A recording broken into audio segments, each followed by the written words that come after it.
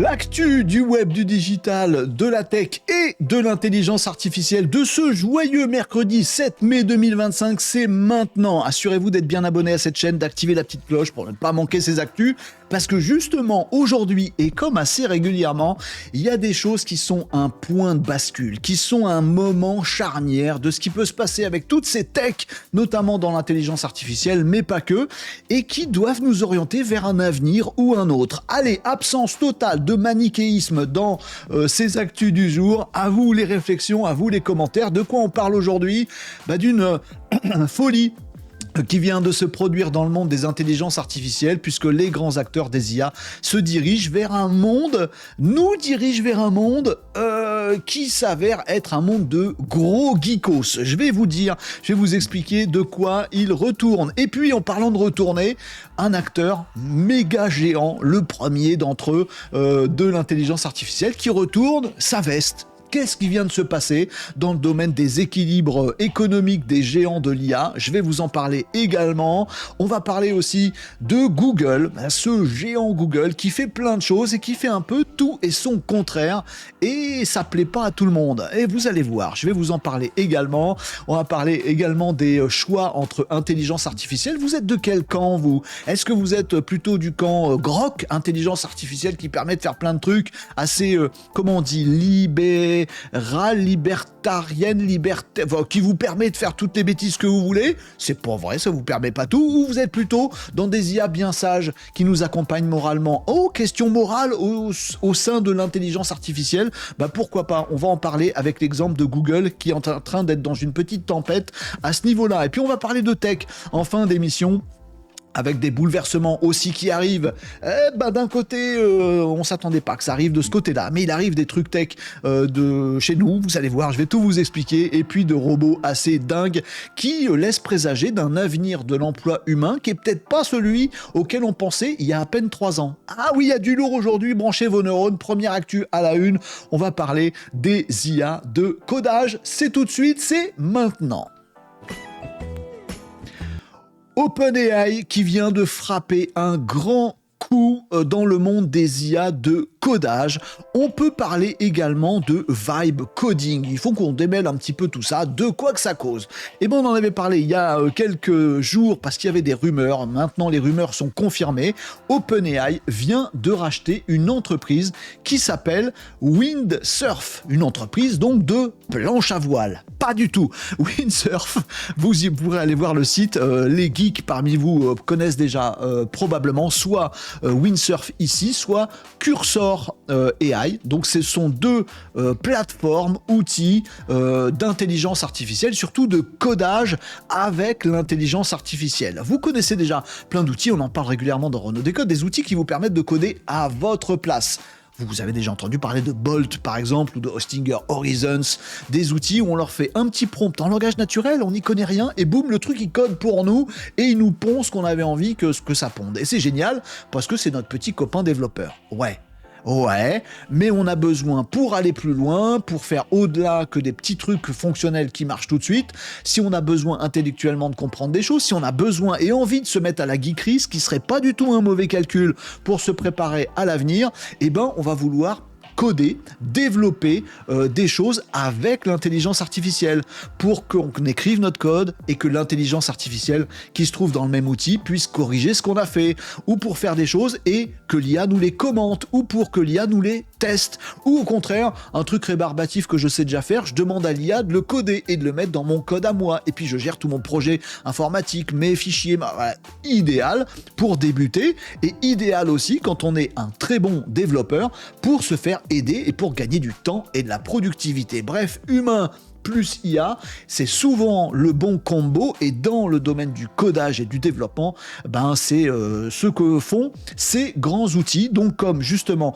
Cursor, qui est le concurrent de Windsurf. Windsurf qui vient donc d'être racheté par OpenAI, tout simplement. 3 milliards de dollars. Mais c'est fou, mais c'est complètement fou. Alors Windsurf avait déjà été valorisé 3 milliards de dollars lors d'une précédente levée de fonds. Là, cette fois-ci, il est repris, racheté par OpenAI, 3 milliards de dollars. Ça vous dit l'enjeu qui se trouve derrière tout ça, où OpenAI a très très bien compris que le futur immédiat, la grande bataille dans la guerre à l'hégémonie sur l'intelligence artificielle que se livrent tous ces géants, la bataille du jour, c'est la bataille des geeks, la bataille des développeurs, où quelle IA va accompagner les meilleurs développeurs du monde. Et c'est pour ça qu'OpenAI fait ce rachat de Windsurf. OpenAI qui avait déjà mis des sous dans le concurrent Cursor, dont je vous ai parlé tout à l'heure. Et puis il y a d'autres choses qui arrivent. Il y a GitHub Copilot qui est déjà là depuis un petit moment. Bref, c'est vraiment, ça s'accentue la course aux IA qui accompagnent les développeurs, parce que l'avenir de l'IA, elle se passe autour des développeurs. Alors, développeurs, métier qui n'a pas lieu d'être parce que dans 10 ans, c'est les IA qui coderont à notre place, c'est un peu vrai. C'est un peu vrai. Ou développement, codage, métier d'avenir, parce que justement, regardez toutes ces boîtes qui investissent dans humains super codeurs avec des super pouvoirs de l'intelligence égale dinguerie qu'on va pouvoir fabriquer absolument partout. Mais c'est vrai aussi. Il y a un split qui est en train de se passer autour de ce marché des geeks, de l'emploi. Faut toujours avoir un copain geek. C'est toujours intéressant de développer, mais développeur plus intelligence artificielle, il n'y a pas de bataille là-dessus. La bataille, elle se livre avec OpenAI, avec Anthropic aussi en face, qui essaye de faire des choses, puisque Anthropic vient de s'allier également avec Apple, alors pour faire beaucoup moins d'éclat, mais c'est déjà quelque chose à réfléchir. Anthropic, géant de l'intelligence artificielle qui fabrique Claude, qui est très très bon justement en code, et qui s'allie avec Apple, géant GAFAM, pour qu'on puisse avoir un outil de développement Apple, Xcode, qui intègre du Claude dedans, pour faire également ce truc de vibe coding. Alors attention, vibe coding, ça peut vouloir dire je fous plus rien, je comprends plus rien, c'est l'IA qui code à ma place. Dans certains cas, c'est très très bien, ça permet de donner des super pouvoirs à tout le monde, de créer ces petites applications. On peut peut-être essayer de monter en niveau et d'aller dans du vibe coding qui voudrait dire je code moi avec l'IA qui me fait gagner du temps, de l'intelligence, du savoir, de la science, de la productivité. Ça, on est d'accord avec ça. En tout cas, c'est un grand bouleversement. Qu'en pensez-vous? Dites-moi dans les commentaires, est-ce que c'est la bonne voie? Le code plus le codeur, le développeur plus l'IA, ou au contraire, il y en a un qui va écraser l'autre? Là, on assiste tout simplement à une bataille entre donc Windsurf, on va voir comment ça tourne, mais qui vient d'être racheté par OpenAI. Sachez-le, en face, Cursor, dont je vous ai parlé tout à l'heure, il a plus de hype encore. Il est valorisé 3 fois plus cher aujourd'hui.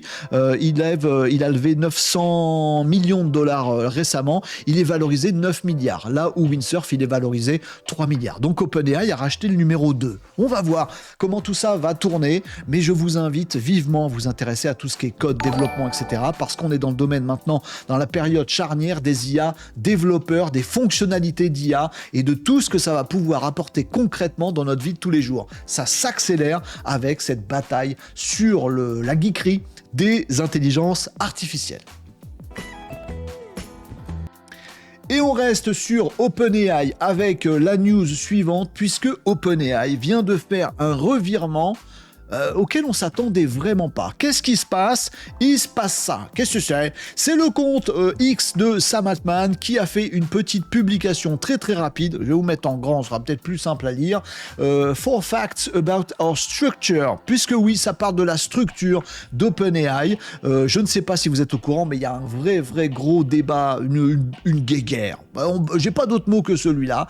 Une guéguerre entre Sam Altman, notamment le patron de OpenAI, et son board, et tous les gens qui le composent, mais c'est surtout iconiquement Sam Altman versus Elon Musk, qu'on ne présente plus, qui s'arrachent la tronche l'un l'autre sur la structure de OpenAI, ce géant de l'intelligence artificielle, le leader de l'intelligence artificielle mondiale à l'heure actuelle. Attention, tout ça c'est fragile. Bon, Sam Altman a été créé aussi avec Elon Musk au tout début dans ses équipes, avec un but d'essayer de faire des outils d'intelligence artificielle qui pourraient servir à l'humanité tout entière, qu'on donnerait comme ça à tout le monde, de façon open AI. Et ça a bien changé depuis. Elon Musk s'est barré depuis très longtemps de OpenAI pour des raisons de conflit, etc. Ouais, en même temps, Elon Musk, à cette période aussi, il voulait gagner de la thune, mais en disant que OpenAI devait être pour le bien commun. Bon, il y avait déjà un petit schisme à cette époque. Bref, ils se sont mêlés tous là, et ils n'ont jamais fini de s'en mêler. À tel point que ces dernières semaines et ces derniers mois, ça s'est gravement intensifié, puisque Sam Altman dit « Nous sommes aujourd'hui une entité globale dans notre structure OpenAI à but non lucratif, à but lucratif plafonné. » Donc en gros, on est là pour faire le bien de l'humanité, on a besoin d'un peu de sous pour ça, mais voilà, jusqu'à présent, on est limité, donc on n'est pas là pour être le nouveau GAFAM, faire des milliards et des milliards et des milliards pour nos actionnaires et pour nos poches. Non, on voudrait quand même évoluer, nous disait Sam Altman, et devenir une entreprise profitable, parce que faut lever des sous, parce qu'il y a la concurrence chinoise, et parce que c'est bien joli cette histoire de distribuer à tout le monde, mais argent d'abord, sinon on va mourir. Donc il voulait transformer son entreprise à but non lucratif en entreprise normale, lucrative, qui prend des sous pour ses actionnaires. Et Elon Musk en face, qui est toujours fâché avec OpenAI, disait non, on n'a pas le droit. Il a appelé tous ses copains, et il a des copains un petit peu haut placés, Elon Musk, en disant interdisez-moi tout ce truc-là. Grosse bataille entre les deux. Sam Altman qui dit je veux qu'on devienne une entreprise qui gagne du pognon.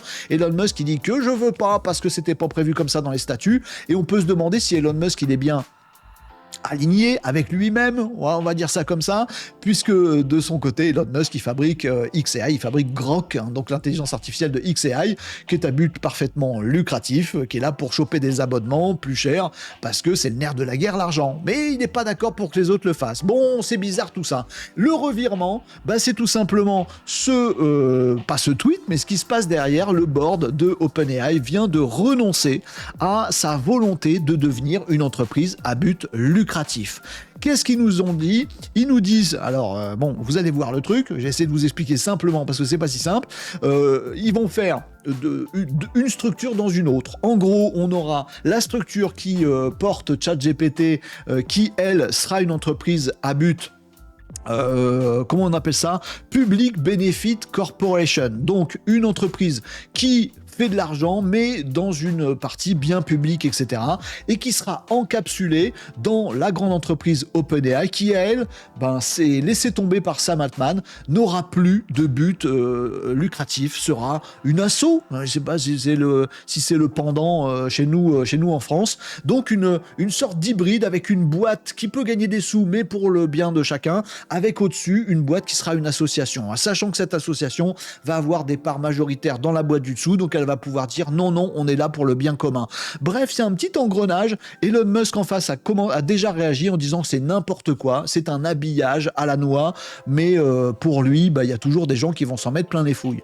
Bon, alors peut-être que Elon Musk il veut que ce soit dans ses fouilles à lui. J'en sais rien. En tout cas, Sam Altman et OpenAI ont changé d'avis, fini le débat, on va pas devenir une entreprise lucrative, on va être une entreprise qui lève de l'argent, qui fait beaucoup de sous, mais pour le bien commun, encapsulée dans une sorte d'association au bénéfice de tout le monde. C'est l'heure du open, mais open quoi? On sait pas trop quoi. Bon, est-ce que vous faites confiance à OpenAI pour bosser pour le bien de l'humanité globale? Quand on voit comment ils accueillent les modèles concurrents, je suis pas sûr. Bref, vous me direz en commentaire ce que vous en pensez. Hypocrisie, réelle chose, montage juridique, des sous pour nous tous. Ils ont qu'à redistribuer l'argent ou nous faire des abonnements gratuits à ce moment-là. Je ne sais pas. Vous me direz ce que vous en pensez. Allez, après ces deux gros sujets, on part sur des choses non pas un peu plus légères, parce que vous allez voir, ça va nécessiter de brancher votre cerveau, mais des choses un peu moins structurelles, avec notamment ce qui se passe chez Google. Deux informations que je voudrais vous mettre en parallèle concernant Google. Le géant Google, et notamment sa branche DeepMind, sa branche intelligence artificielle, puisqu'il se passe deux choses dans l'actualité, dans cette branche IA de chez Google. La première chose, et je vais livrer ça à votre sagacité, vous allez me dire en commentaire ce que vous en pensez. La première chose, l'arrivée de Gemini for Kids. Gemini, donc l'IA générative de chez Google, qui s'améliore tout le temps, qui s'enrichit vraiment, qui est une des leaders du marché, vient de nous sortir Gemini for Kids. Gemini pour les enfants. Sauf que les IA, c'est pas censé être pour les enfants, eh bien Google vient de nous annoncer qu'ils avaient sorti Gemini for Kids, donc un Gemini packagé dans un outil, dans des fonctionnalités, pour les enfants de moins de 13 ans. Est-ce que vous êtes OK pour que l'IA soit à disposition des enfants de moins de 13 ans? Ah bah non, c'est dangereux, faut être responsable. Ouais, vous avez 30 piges, l'êtes-vous vraiment responsable avec l'IA? Je ne sais pas. Oui, mais moins de 13 ans quand même, il faut faire attention à ce que ça peut sortir. Il y a déjà des barrières.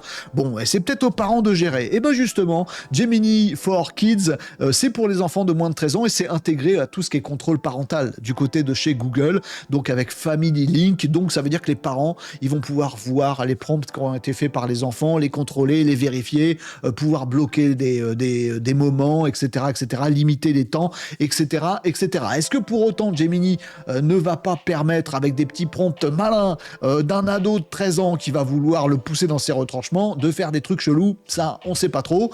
Mais Gemini nous dit que, il faut qu'on devienne, nous, chez Google, l'IA pour les enfants. Il en faut pour tout le monde. C'est bien. Ça, c'est la première info du côté de chez Google Gemini. Deuxième info du côté de Google Gemini, c'est la fronde. Les salariés, notamment du côté de Londres, du bureau de Londres de Google DeepMind, donc la même branche IA de chez Google, sont en révolte totale. Environ 300 employés du bureau londonien cherchent à se syndiquer, ils font des revendications, je ne peux pas vous le passer là, mais il y a des vidéos qui tournent sur les réseaux de ces équipes qui ne veulent pas démissionner, entendons-nous bien, ils veulent rester chez Google DeepMind, mais ils ne sont pas du tout d'accord avec la stratégie de Google sur l'intelligence artificielle militaire, parce que oui, en ligne de mire, il y a le fait que Google a fait un gros partenariat avec un ministère de la Défense, celui d'Israël, donc la défense israélienne, le projet Nimbus, Nimbus. Voilà, c'est un contrat de 1,2 milliard de dollars qui vise à dire que ces IA de Gemini, DeepMind, pas de Gemini, mais de DeepMind, vont être utilisées pour la défense, du militaire, de l'attaque aussi un petit peu, pour cibler des gens dans les armes destructrices et pour tuer mieux les gens. Voilà, en gros c'est ça. Je sais pas comment vous le dire avec des mots édulcorés, mais voilà, c'est ce qui se passe du côté de chez Google DeepMind. Leur intelligence artificielle est utilisée à des fins militaires pour calculer le nombre de morts dans tel truc, dans un bombardement. Si je le fais là, il y a des victimes civiles, mais ça va à peu près, boum. Bref, ça ne va pas du tout aux employés de DeepMind en Angleterre qui sont en train de faire une fronde complète. Je mets ces deux actualités en parallèle parce que je voudrais avoir votre avis là-dessus. On a une seule et même boîte avec une seule et même entité qui est capable de faire l'IA Gemini for Kids. Les enfants de moins de 13 ans vont utiliser une IA et qui est capable aussi de faire une IA qui n'a rien à voir, mais c'est la même branche, qui est là pour tuer au mieux les gens. Je ne sais pas ce que vous m'en direz. Restez quand même mesurés dans ce que vous pourrez m'en dire en commentaire, mais ça m'intéresse énormément d'avoir vos avis là-dessus. Est-ce qu'on n'est pas à un moment charnière ? Est-ce que l'IA pour les enfants? Est-ce que l'IA pour le militaire? Est-ce qu'il ne faut pas réguler? Non, c'est de la censure. Alors on ouvre à tout. Je ne sais pas. Peut-être que la sagesse humaine, c'est peut-être le moment où elle doit prendre le dessus sur les choix stratégiques que font les uns ou les autres. Ça s'appelle de la censure, Renaud. T'as pas le droit. Je sais pas. Dites-moi en commentaire ce que vous en pensez. Allez, une petite mise en parallèle aussi du côté des intelligences artificielles, puisque je vous parlais justement de Grok, de xAI, de Elon Musk et de son intelligence artificielle. Je vous parlais également de Sam Altman, OpenAI et de son intelligence artificielle. On a pu constater ces derniers jours deux problèmes. L'un avec Grok, l'autre avec ChatGPT, puisque du côté de chez ChatGPT, plein d'utilisateurs se sont plaints de la dernière mise à jour de GPT-4o qui revêt un style un peu trop nounouille, un peu trop mielleux. Il suffit qu'on lui dise un truc dans le prompt. Écoute, moi je pense ça, mais toi qu'en penses-tu? Oh, je pense comme vous, parce que votre intelligence, je sais pas, il nous flatte, il va toujours de notre côté. On peut lui dire un truc, il comprend ce qu'on sait déjà et il va forcément dans notre sens. Il nous contrarie moins, ChatGPT, et ça nous contrarie.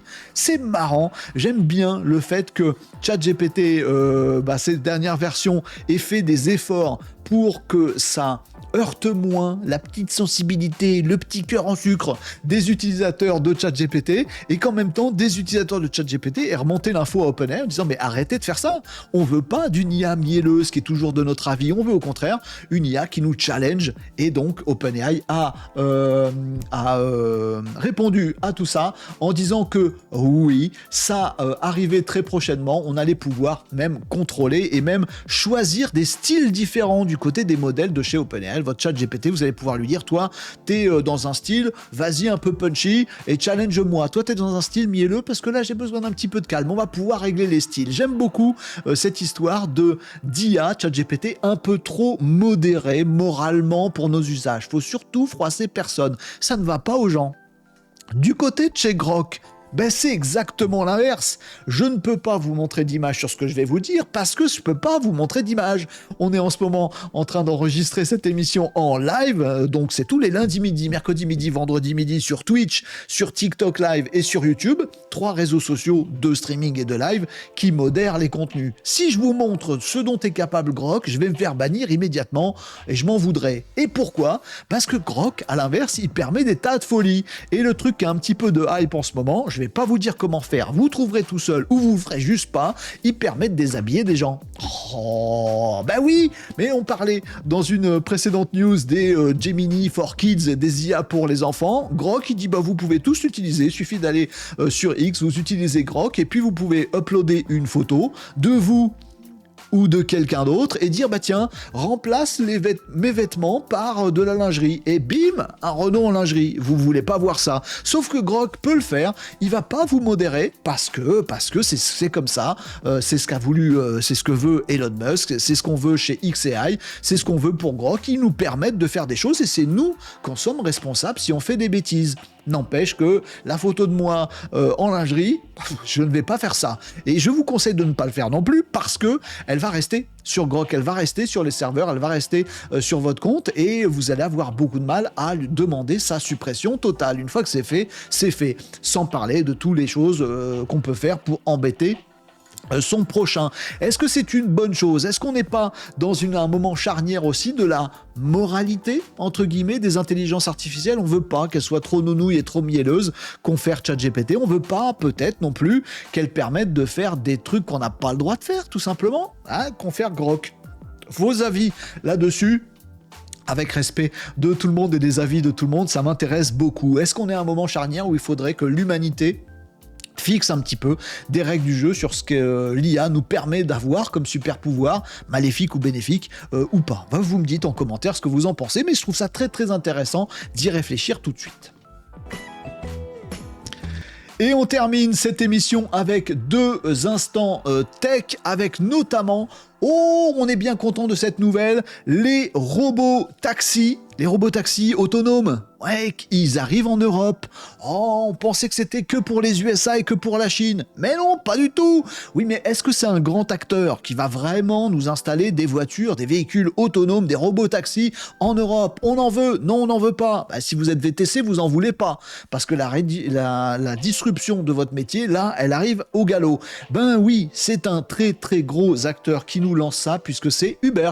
Et ouais, directement, Uber avait déjà fait des essais dans tout ce qui peut être véhicule autonome, enfin des essais, plus que des essais, des tentatives stratégiques pour aller vers ce marché qui peut être intéressant, d'ailleurs qu'il l'est tout à fait en Chine, également aux États-Unis avec certains grands acteurs qui commencent à se développer. Alors c'est très compliqué, donc Waymo notamment de Google ou Tesla qui font des véhicules autonomes aux États-Unis, c'est très très compliqué pour plein de questions techniques, légales, etc. Puis d'habitude, on ne sait pas si ça va vraiment marcher cette histoire.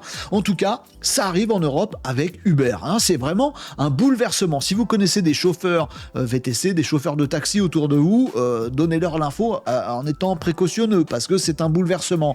Et le truc est aussi bouleversant, c'est l'autre logo que vous voyez dans cette annonce officielle. Uber donc va nous lancer des véhicules autonomes en Europe en partenariat avec Momenta. Qu'est-ce que c'est ? C'est pas une marque de cafetière ? Pas du tout, vous confondez. Momenta, c'est une start-up chinoise. Ça, c'est la surprise. Donc, une start-up qui est dédiée justement à tous ces dispositifs de conduite autonome et de véhicules autonomes, avec plein de tests qu'ils ont déjà fait en Chine. Le boss, il a fait tout son parcours avec des entreprises non chinoises et maintenant sa start-up est bien chinoise. Ça s'appelle Momenta. Ils ont décidé, Uber et Momenta, d'attaquer le marché européen avec des véhicules autonomes. Momenta fabrique pas des véhicules, hein. Uber non plus. Donc, il y aura peut-être un acteur majeur ou plusieurs acteurs de l'industrie automobile qui font se greffer à ça. On sait que Momenta a déjà fait des tests avec différentes marques, je ne vais pas vous les citer ici, mais différents constructeurs de véhicules. Ils ont fait des tests en Chine, donc peut-être que vous allez avoir l'arrivée dans des grandes villes européennes ou dans des moyennes villes pour tester, j'imagine, des véhicules autonomes mus par les systèmes IA First de Momenta, parce que le positionnement de Momenta, c'est ça, c'est de faire de l'IA d'abord. Donc c'est un système de conduite autonome où d'abord l'IA reconnaît tout ce qu'il y a autour d'elle et ensuite conduit la voiture en conséquence. C'est pas des radars qui empêchent ou guident la voiture, c'est vraiment IA first. Donc on va avoir de l'IA dans des voitures et avec Uber et en Europe. Et c'est chinois et c'est pas états-unien. C'est comme ça qu'on dit, c'est pas des USA. À notre grande surprise, pour dernière info, ces deux-là ont conclu un pacte, un accord pour dire que vraiment ils s'interdisaient d'aller sur le marché US et d'aller sur le marché chinois à deux. Donc c'est uniquement pour l'Europe. Et oui, les amis, l'Europe, avec tout ce qui se passe en géostratégie en ce moment, devient un territoire d'enjeu. On est peut-être moins sous l'emprise des États-Unis, on est peut-être plus un terrain à conquérir commercialement pour les géants de ce monde. Est-ce qu'on en fait partie? Est-ce qu'on n'aurait pas nos solutions à nous de ce genre-là? Visiblement pas.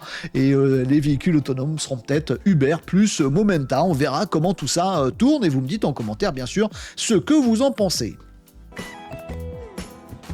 Et la dernière actu du jour, elle concerne... Oh, une petite vidéo, ça fait longtemps que je n'ai pas passé une petite vidéo. Qu'est-ce que c'est que ce truc?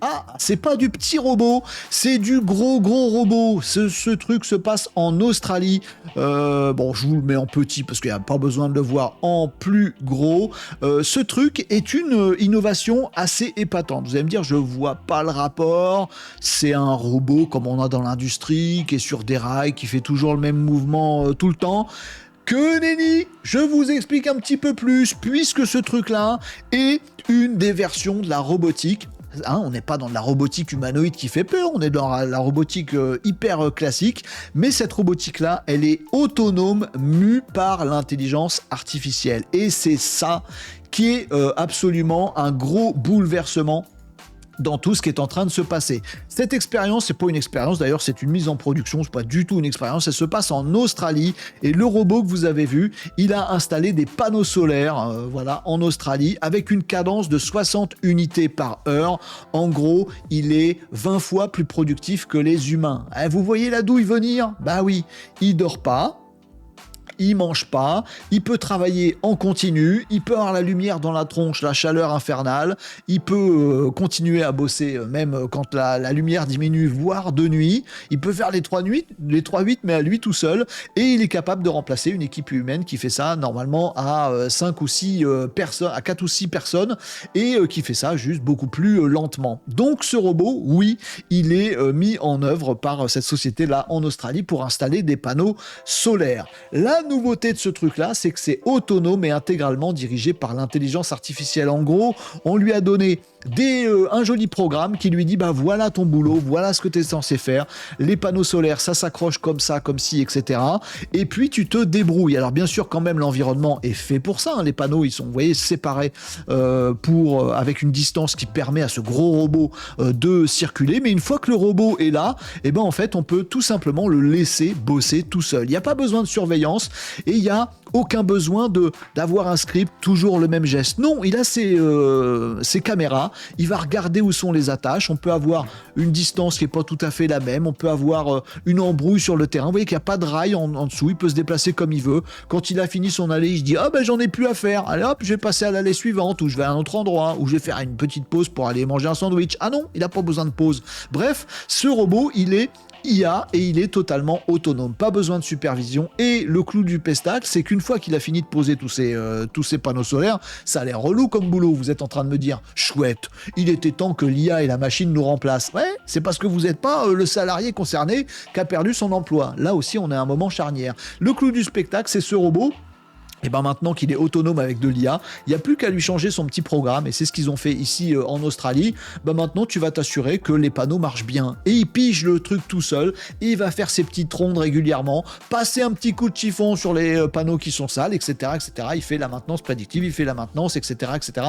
des panneaux solaires. Bref, il a remplacé une équipe de je sais pas combien de personnes, et il a fait le travail beaucoup plus rapidement. Un gain économique énorme, effectivement, pour l'entreprise qui l'emploie, et puis des pertes d'emploi là-dessus. Voilà, ce robot qui n'a l'air de rien, qui ne vous fait pas peur, c'est pas un robot humanoïde qui arrive chez vous à la mode Terminator qui vous font flipper parfois, dont je parle ici dans cette émission, un robot qui a l'air d'être un robot industriel, il cache bien son jeu parce qu'il remplace vraiment les équipes humaines. On en a un, on en a deux, on en a trois, on n'a plus besoin de salariés dans son entreprise. Ah voilà, l'IA commence aussi à remplacer des métiers de col bleu, on pensait au col blanc avec les chats GPT, etc., qui remplacent les métiers intellectuels, les métiers manuels vont prendre cher également. Ce n'est que le début. Est-ce qu'on y va? Est-ce qu'on n'y va pas? Serez-vous de ceux dans les commentaires qui allaient me dire ces métiers-là sont super pénibles, donc oui, par pitié, remplaçons-les et passons tous à la semaine de 3 jours de boulot? Et puis répartissons des choses ou salaire universel, etc., etc. Ou est-ce que vous serez de ceux qui disent bah non, on a besoin d'un boulot pour bien vivre, pour sociabiliser, pour avoir un but dans la vie, donc non, interdisons ces gains de productivité capitaliste, etc. Je vous ai fait les deux extrêmes, choisissez votre camp, on va éviter d'être manichéen, on va se dire voilà, est-ce que c'est pas le moment des choix aussi dans le domaine de l'IA appliquée à la robotique et qui va occuper des emplois actuellement occupés par des humains. Les répercussions sociales et sociétales vont être gigantesques.